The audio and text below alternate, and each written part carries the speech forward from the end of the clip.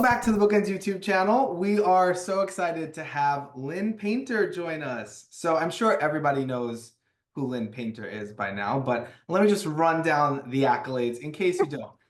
Lynn Painter is a New York Times and USA Today bestselling author of books for teens, adults, and now middle grade audiences. There's Better Than the Movies, which is widely popular. That's for young adults. The Wish Switch is your newest middle grade, which I had the pleasure of working on with you. And also a bunch of adult romances. So welcome so much. Welcome so much. See what I mean? Free for all around here. Welcome so much to the channel. I feel so much welcome, James. Thank you for having me. Maybe that's going to be a thing now. Yeah, but we're super happy to have you on the channel.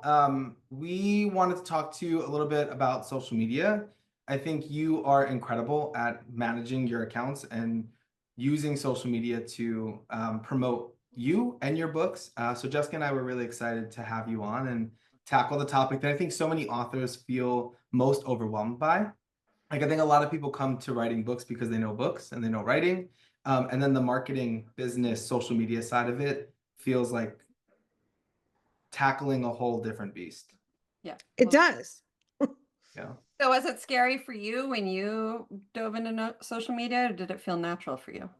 Oh, it doesn't feel natural now. And honestly, it's so strange when people say like, "Oh, your social media." Like, I'm like, "You follow that mess?" Because I remember when I was out on submission with my first book that didn't sell.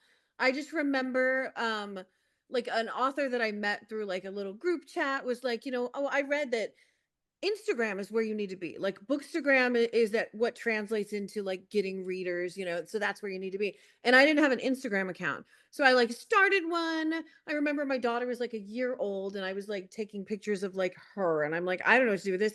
And I had like, I think when Better Than the Movies came out, I probably had like 100 followers and I was related to like half of them. And there's no guidebook because like I know people that have very like beautiful, like perfectly curated where all of their posts match and it's lovely and incredible. And then I'm like, here's a picture of a Barbie, here's a picture of my foot. And then somehow people are still following me and I'm like, I don't understand how this is working.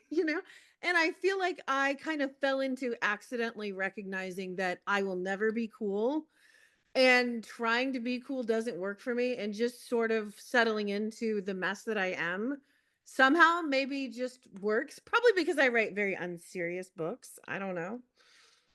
No, Well, I think that I mean, let's face it, our entire YouTube channel is sort of us settling into the mess that we are. So I think that is actually what works. Well, I was gonna say when we started the YouTube channel, our Instagram, it was a conversation of who do we want to be online. And Jessica has always been adamant that like we're just gonna be ourselves. We're gonna be who we are, act the way we act, talk the way we normally talk. And I think that's what works and resonates with so many people for you too, is because the way we are seeing you now is the way you are on social media. And I think that's the best part. Oh, and it's all I think I'm capable of. Like I'm on TikTok, but I rarely put out any content. It's more that I'm fortunate enough to share things other people make about books that but I've never, my daughter, she's 10 and she's always like, "Oh, you should, like do the dances or do the trend." And I'm like, I don't think I'm ever going to be cool enough to like get my lips to match up to the cool like whatever is going viral, whatever meme of the moment. So, yeah, I don't know, for me it's just being the idiot that I am. Thank God people are accepting that. Can I suggest you do the dances so that in 2 years, when she is absolutely mortified, you can say, "You told me." Oh my This God. was your idea. You just changed my summer. Every day I'm going to be like, "Kate, we're doing another one." And we'll see if we can get like 3 months of daily dances so she will just die of embarrassment. That is a brilliant idea, Jessica. Have her friends, I mean, she's not quite at the age where a ton of kids are yet on social media, but have her friends and acquaintances found you? How is that for her? Yeah, randomly happen. It's very strange because like I live in the middle of Nebraska and nobody really, I'm a mom. Like I don't leave my house a lot, so I don't walk around like, "Hey, I write books," or telling people. So just like randomly over time, we'll be at school one day and like a teacher will be like, did your mom write that book? And like her friends will be like, what? And so it's just kind of, and like one day at Chick-fil-A, this was like the ultimate of my life right now. We never go to Chick-fil-A, and we ate inside. And for some reason, the guy behind the cash register goes, is your name Lynn Painter? And that's not like my married, like the name I go by in everyday life is Lynn Kirkle, my married name. And I write under my maiden name. So I was like, yes. And then he's like, oh, this girl who worked at, and I was like, somebody recognized me That's at a so Chick-fil-A. Oh my gosh. So but yeah, it's pretty, her friends don't, nobody cares. I'm just Kate's mom. That's all good too. Very Yeah. good. Wait, so what was the first moment of that? Like, this is happening? Like, because that's a big one, being recognized in person. I don't think a lot of people get to that point, but what was the moment where you're like, whoa, Well, this is actually, that was probably it. that Oh, was and it? one day, okay, this was a huge one for me. I was at Target, and of course, it was one of those days where, like, I don't even know if I'd consulted a mirror. Like, it wasn't even that, like, I wasn't dressed cool. Like, I might not have even opened my eyes enough to look in a mirror. And I ran into Target, and there's this like online Etsy site that makes these sweatshirts that have like book quotes. And I was walking through Target, and there was a girl in front of me, and she had a do-over sweatshirt on, like one of my books. Oh, I And just I got like chills. ran her down, and I was like, oh my God, can I get a picture with you? And then she turned around and she was like, oh my gosh, you're Lynn Painter. And I was like, what is happening? What like it was like, this is my Target. This is the Target I slink around with, and like drink Starbucks and how is this happening? So it's mind-boggling, I truly. love that you had a fan who was fan enough to buy a sweatshirt, and yet you fangirled her. Love that moment. And that's silly. And then it was almost like a jump scare for myself, because once she recognized me, then I had the moment of realization of how incredibly horrific I looked. And I was like, what is happening? Lynn, go backwards. We need a rewind button.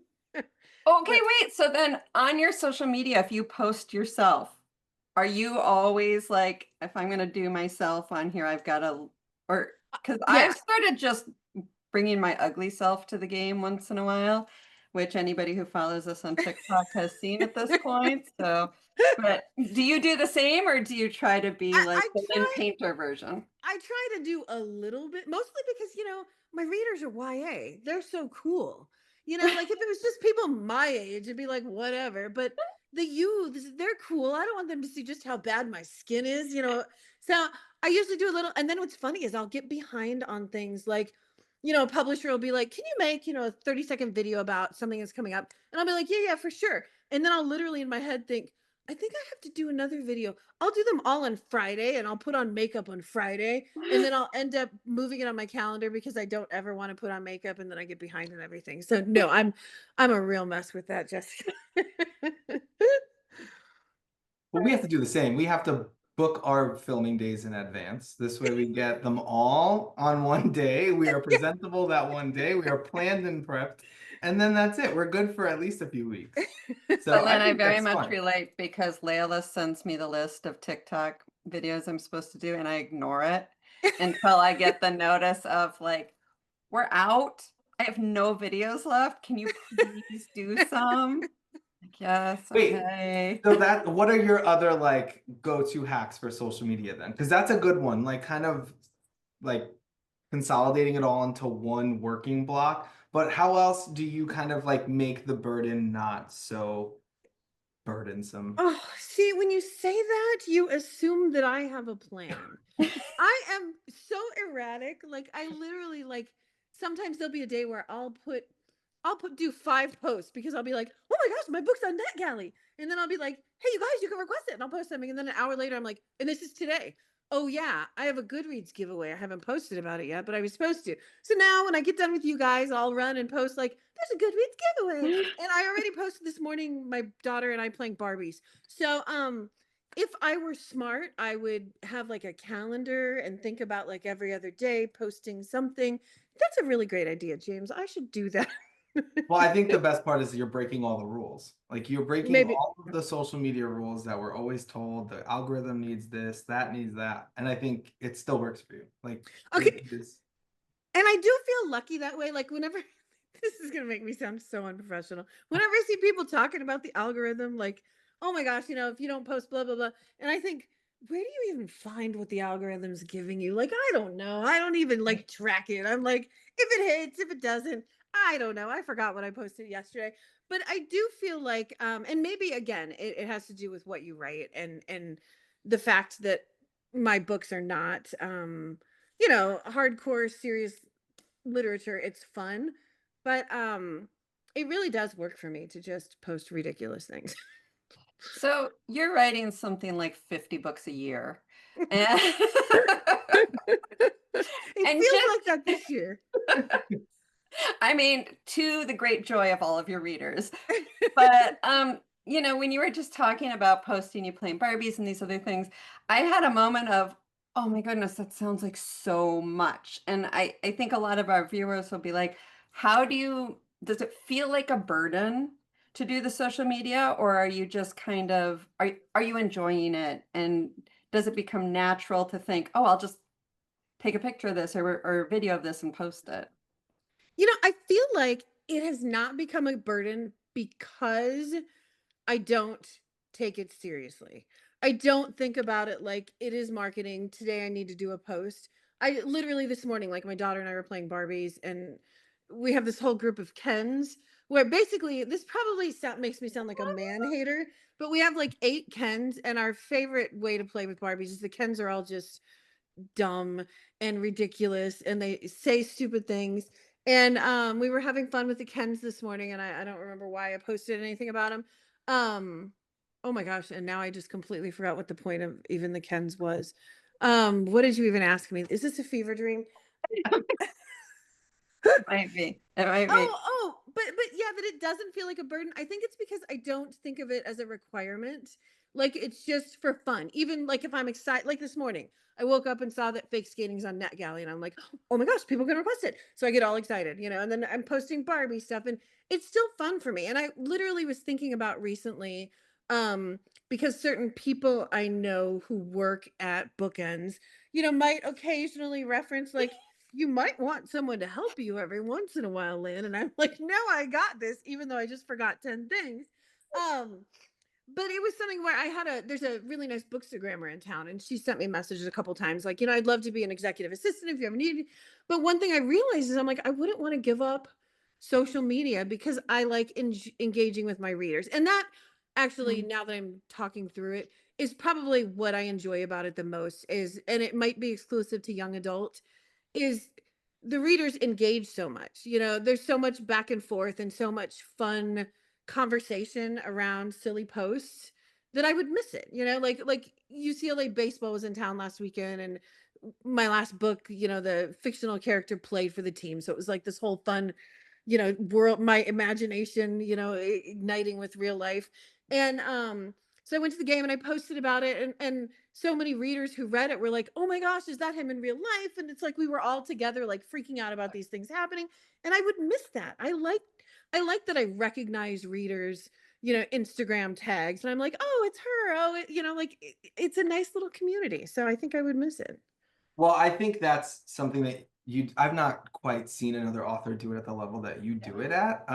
So for those who don't know, on Instagram, we can collaborate with other posters and other accounts. And you do it for a large majority of your posts. If they tag you, you'll be a collaborator and post it with them. And I think it's not that your readers are just engaged, you have engaged them. And I think that's two different things, truly. But like where did that, like, I've never seen that before. What made you want to be so engaged with the readership to post their posts, and how did that come about? Okay, the funny thing about the collaboration thing is I literally to this day, every time I get one, I think, am I breaking a rule? Am I not supposed to accept these? Like, there's probably some good reason. Like, I'm gonna get sued someday for 10,000 collaborations that I legally wasn't supposed to accept or something. Where I'm always like, should I? But the way I see it is I'll look, and most of them, these collaborations are like aesthetic reels that people make where they put to Yeah. music. It's like a trailer for your book. And I see them and I freak out because I'm like, oh my gosh, here's this incredible piece of content somebody created about my characters. It blows my mind. I love it. And I'm like, so excited to share. Like, you guys need to see this. Oh my gosh, it's Wes and Liz with this song and it's amazing. And so I like the fact that if a reader takes the time and is an artist and, puts all of this passion together, and they want me to collaborate, so, maybe more people can see it, and it's people who are already, reading the same stuff. Why wouldn't I do that, And then sometimes I get worried, and then sometimes I'll think, like, if I see the same person doing it all the time, I'm like, well, maybe I'll get in trouble for doing that, and maybe I don't, and sometimes I don't see them, so I can't do all of them. I don't know the rules, James. Honestly, I Yeah. just see So you it and just live I'm in like, perpetual fear of Instagram jail. I do all Gonna the time. cart I'm you like, away. yeah, every moment of my life is spent with my finger poised on a button going, Did should I I? Yes, hit I post? will. So that just kind of happened organically then? Like you didn't Uh-huh. put out a call, nothing like that. Someone just Yeah. one day asked you to do it and you said, Yeah. yeah, why the hell not? Right. And I think Right. that people Okay. see it and then they're like, I'll try it. And then I'm like, okay.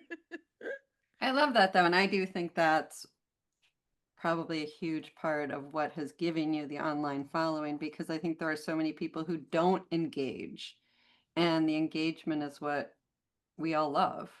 Yeah. Yeah, it's so fun. I think too, what I mean, you guys know more than anybody is like growing up, like I was a huge reader. A lot of us were huge readers, and reading was almost like a singular hobby. Or you might know other people who liked books and you'd be like, "Oh, you should read this book."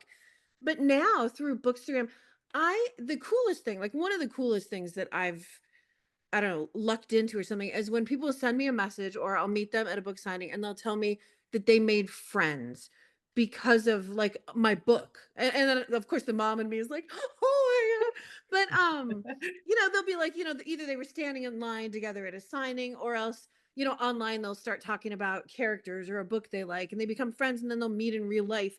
And it's so much more because of social media, book talk and Bookstagram, that it's their hobby, it's their interest. It's so much more than just reading that I had a point to this, but you get what I'm saying, right? We'll just go with you get that.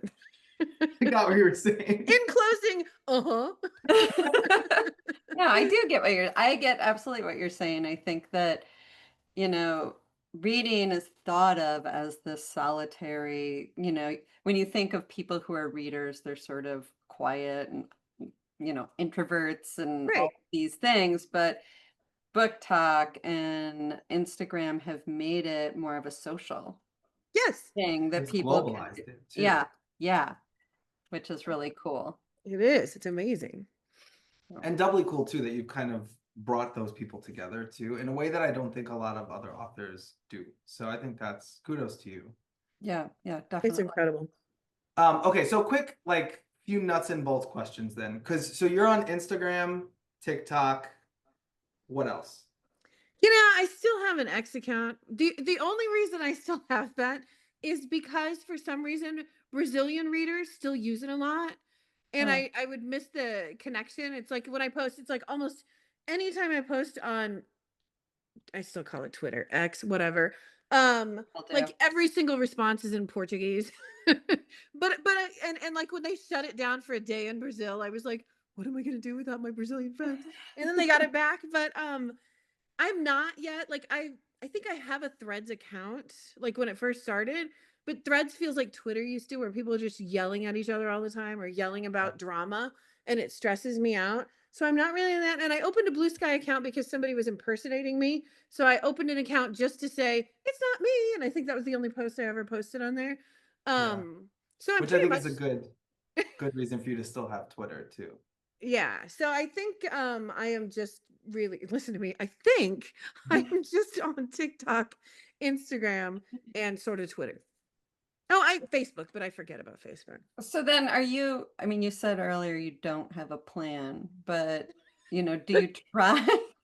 Just sorry. Do I you, say that a lot every day about that's every facet okay. of my life. I mean, I'd like to say we have a social media plan and we do, but it is also all over the place. Do you try to post? Well, you said you mostly just repost on TikTok then. So Hmm. it seems like the heart of what you're doing is on Instagram. Yeah. I feel like Instagram for me, it's, it's of all the social media, it's the kindest one. It's like there isn't a lot of space for people to fight and argue and yell. People will find a way, but it doesn't stress me out like other places. So that's primarily where I put my posts. And then on sometimes if there's a big announcement or something, I'll I'll go on TikTok, but essentially my TikTok is just an Instagram reel that I make into a TikTok. So that's pretty much Yep. it. Nope. Yeah. That's very relatable.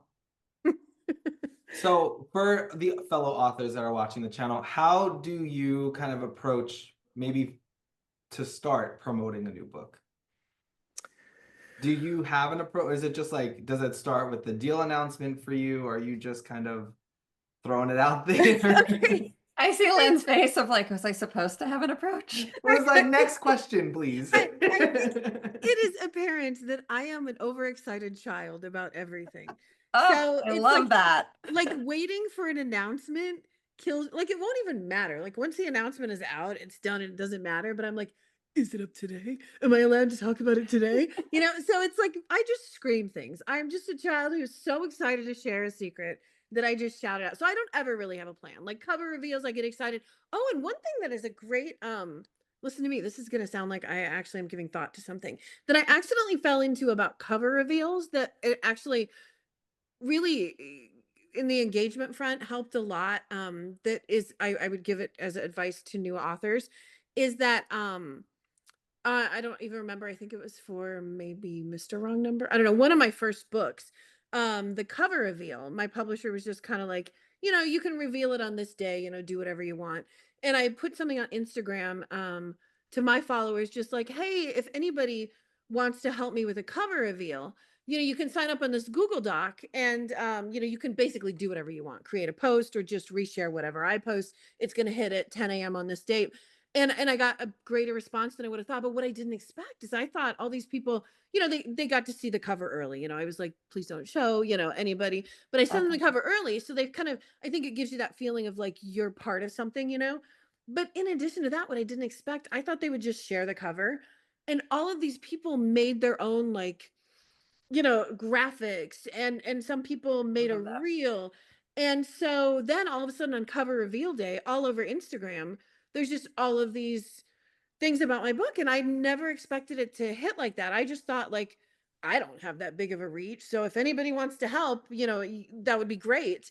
And it just was amazing. Like the last time I did that, I feel like I couldn't keep up with the Google Doc. Like I was like, maybe I'm not allowed to share it early with so many people. Like it's incredible how generous people are with sharing and how it gives like this sense of community, everybody working together with this like new thing. You I built a love street that.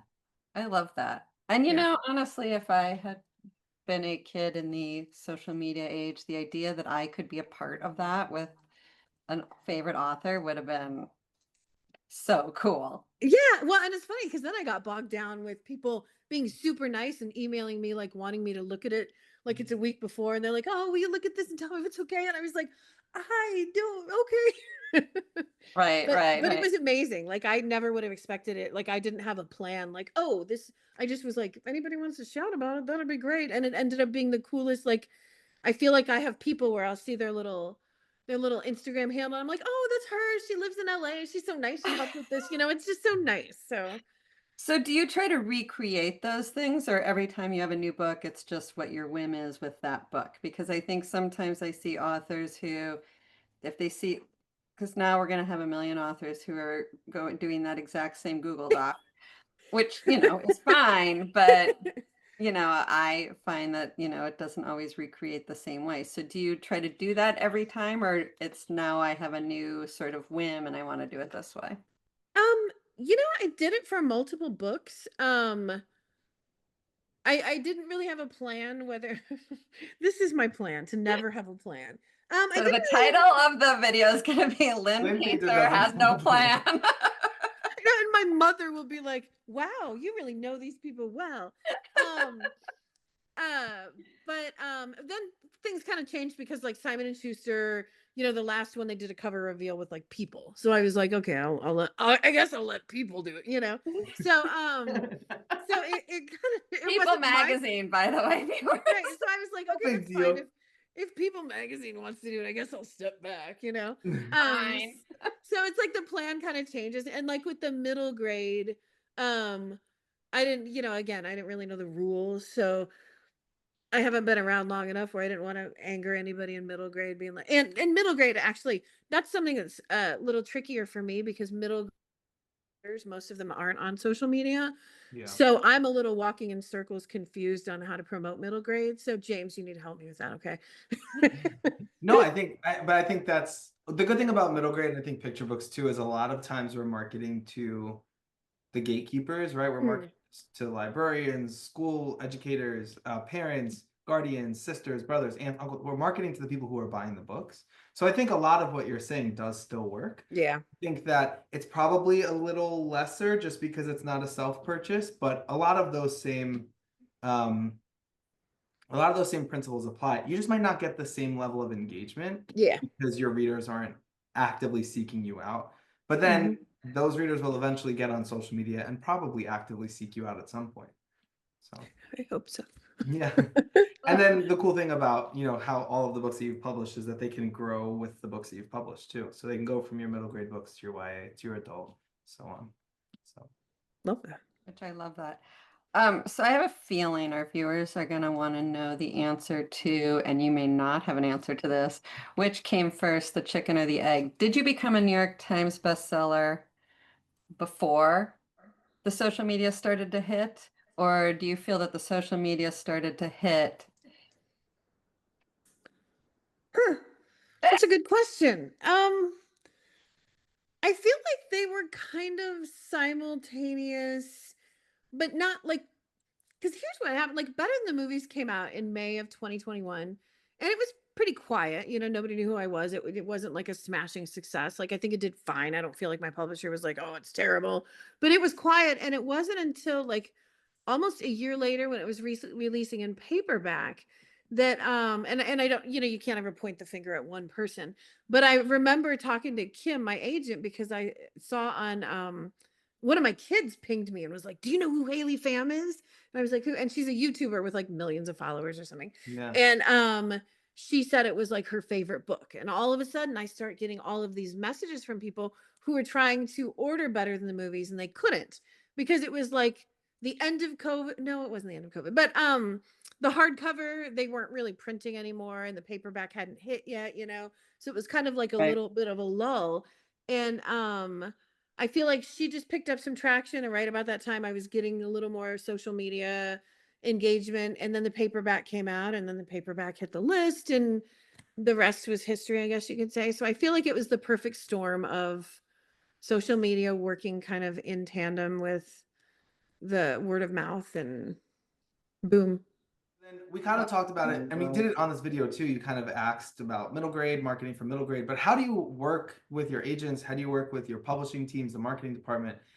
How do you approach that with your publishers? How do you approach marketing your books and social media? And how do you approach, take a shot every time I said, how do you approach in the last 30 seconds of this video? We're gonna be hammered. Well, honestly, I don't do a lot with my publishers regarding social media. They'll send me things like, oh, like today there's a Goodreads giveaway, so they'll send a graphic and be like, do you want to post about this, or there might be something they want to post about it. But a lot of it, I think that they just are probably pretty confident that you're going to promote your own books. But it's really interesting too, because the more we, because I have different publishers for my adults and my YA. But we've just started talking about, like, with my adult publisher, reaching out to my young adult publisher to see, to maybe come up with crossover ideas, because all of a sudden you start to realize that, like, if you read Better Than the Movies in 2021 and you were a senior in high school, you're probably reading adult rom-coms now. Right. So am I failing by seeing this as two different groups instead of picturing it kind of as a whole group? And I accidentally fell into a discovery a couple months ago. I was posting something about my adult rom-com that comes out next month, And I had seen a book talker who does a lot about like she likes to promote like clean romances, like closed door, versus, spicy. And so I did a post one day just talking about Made for Each Other, like what it's about. And I just said, and if you're somebody who doesn't like spice, and because there's it's my books aren't like super spicy, so I was like, there's like 4 pages. It won't ruin the plot, but if you skip like pages, 125 to 130, you aren't reading the spice, but you'll still get the rest of the book. And I was shocked at the reaction. So many of my YA readers were like, thank you so much for that. That's perfect. I don't really like spicy books. And I was like, have I been missing out on something? Like little things like that you don't necessarily think of that would make somebody be like, oh, it's adult romance. But then they see a post and they're like, oh, well, if it's like her YA books, as long as I don't read 5 pages in the middle, maybe I'll give it a shot. So I feel like a lot of times it's almost you luck into discovering some of these things on social media. Yeah, and I think you take the approach that a lot of people don't, and I think I would be one of those people of like trying to have everything planned, but you are going with the flow, which James, sane. I think I would be the person who likes everything planned. I think I would be. You James think? is like, Me and Lynn are two opposite sides of the spectrum, and Oh, I think that's I've become very aware of that. It just goes to I show think it's why you we and your work. agent don't need to be the same person. I think it's why we work. We meet in the middle Uh-huh. somewhere. Sometimes Lynn is giving me hives, and I'm sure sometimes I'm giving you hives. But no, I think that what we kind of lucked into with having you on to talk about social media is this approach to social media is how I think most people kind of have to be, because it's an ever-changing landscape, number one, but also your books are changing and what's popular is changing and the market is. So I think how you're approaching it is, I think, the biggest takeaway for the whole video. Just kind of go for it and try something new and be bendable and flexible. And that's how the success on social media will come, but also how it will not feel so soul sucking, because social media can. Yes, because I would hate it if every post I did, if someone like me was trying to put out professional posts, um, that were like curated and smart and like packaged, that would be homework to me and I would hate it. But Yeah. for me, I think of it like, well, like we do our personal social media where you're like, I just want to scream to my friends that this is happening. And so I do, and it's a chaotic mess. Like sometimes if I happen to look at my feed, I'm like, what a mess. Like it's supposed to all look good in the little squares. And mine is like somebody threw up, like, I don't know, it's terrible. But it works. So I feel like the key is probably figuring out what you enjoy and just rolling with that. Because yeah, like to use, I give you James, I give you James hives. I give you hives, James. But like for someone like you, doing it your way would probably be a lot more relaxing than being like, I'm Right. just going to be an insane person, So I don't Right. think I think there's James's something to learn way from it. is more relaxing. And also James hives should actually be a thing. What's going on?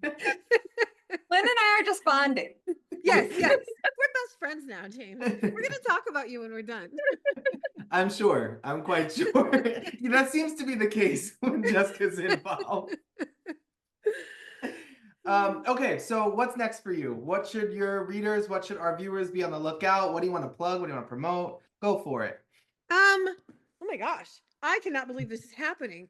I literally have this right here because I'm mailing things. Like I'm not being a smart aleck. Like I accidentally have this here. My next rom-com, Made for Each Other, comes out July 15th. Do you have it, James? No, should I just go ahead and do this? Ooh, look at I that. have them all. I steal a copy from Kim for every book. So there you go.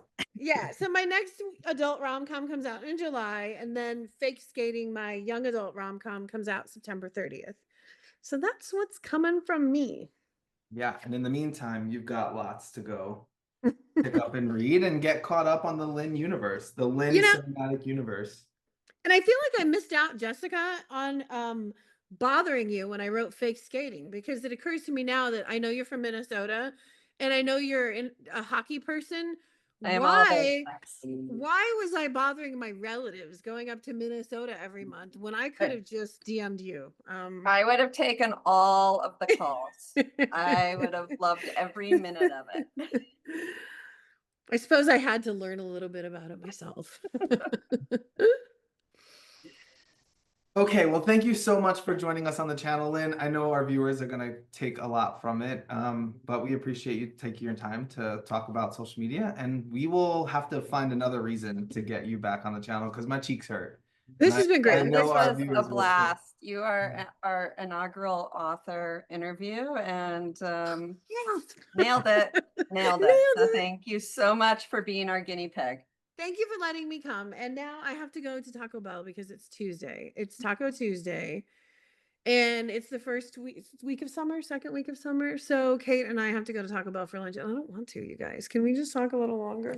You don't want to go to Taco Bell. That's where we don't agree. It's usually not the case, but she likes to eat in the restaurant during summer. And I don't want to go to Taco Bell. I want to drive through Taco Bell and bring it home. See? You know, you've got another meeting. You see, you have to do the drive. Right. There you go. All right. Well, Okay, thank you don't forget so to much, like you and- guys. Oh, sorry. Oh, no. Thank Go you. I was just going to do our little sign off. Don't forget to like and subscribe, and we'll see you back here next week.